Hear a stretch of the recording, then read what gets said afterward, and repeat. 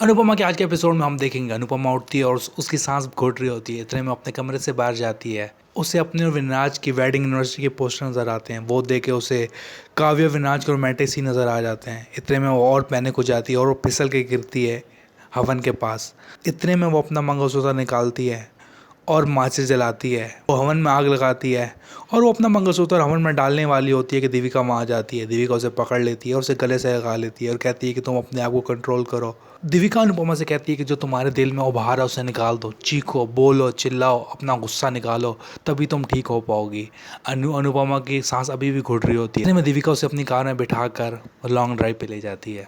काव्या भी अपने घर में जाग रही होती है और वो अनुपमा को लेकर काफ़ी परेशान होती है। उसे देविका की वार्निंग याद आती है कि अगर अनुपमा को कुछ हुआ तो वो उससे और विनाज को जेल में डाल देगी। इतने में अनुपमा के बारे में जानने के लिए विनाज के घर की तरफ बढ़ती है, लेकिन उसे विनाज की बात याद आती है कि विनाज ने उसे कहा था कि तुम मेरे घर से चली जाओ, मैं अपनी बीवी को संभाल लूंगा। ये बात सोचकर काव्या वापस भाग कर अपने घर आ जाती है। काव्या अभी भी रो रही होती है। दूसरी तरफ विनाज को जाग आती है। उसके कमरे में बहुत दर्द हो रहा होता है। वो अनुपमा को याद करता है और सोचता है कि वो एक गलती की वजह से फैमिली की खुशियों को बर्बाद नहीं कर सकता। उसे अनुपमा को रोकना ही होगा इससे पहले कि वो सारे घर वालों को उसके और काव्या के अफेयर के बारे में बता दे। दूसरी तरफ देविका अनुपमा को पहाड़ी के पास लेके जाती है और अनुपमा अभी भी चुप होती है। वो कुछ नहीं बोलती। देविका अनुपमा से कहती है कि तुमने जो कुछ बोलना है, चीखना है, चिल्लाना है, यहाँ बोल दो।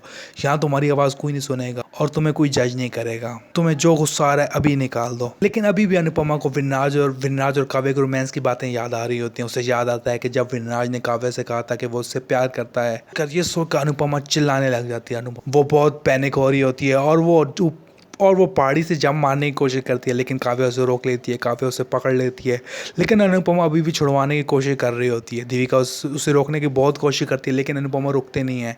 देविका उसे थप्पड़ मार देती है और थप्पड़ मारने के बाद उससे माफ़ी मांगती है और उसे गले से लगा लेती है। अनुपमा भी रो रही होती है। अनुपमा देविका से कहती है कि मुझे हमेशा से लगता था कि मैंने 25 साल तक अपनी फैमिली को जोड़ कर रखा, लेकिन अब मुझे पता चला है कि मेरी फैमिली तो कब से उजड़ चुकी थी। अनुपमा कहती है कि मैंने इस घर के लिए क्या कुछ नहीं किया। मैं इतनी पढ़ी लिखी नहीं थी, लेकिन मैंने अपने बच्चों को पढ़ाया, उन्हें एक काबिल आदमी बनाया, लेकिन बदले में मुझे क्या मिला? धोखा।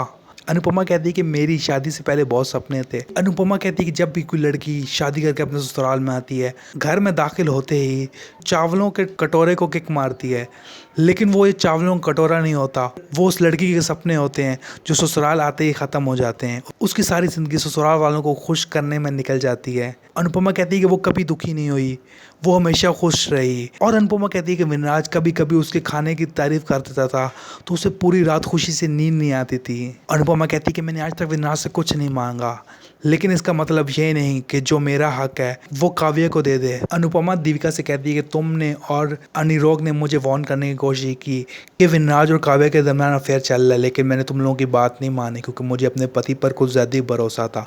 मैंने अपने पति पर भगवान से ज़्यादा भरोसा किया और बदले में मुझे क्या मिला? अब बहुत हो गया। मैंने अपनी सारी ज़िंदगी विनराज को खुश करने के लिए जी है। लेकिन अब वक्त आ गया कि मैं अपने लिए जीऊँ, अपने ख्वाबों को पूरा करूँ।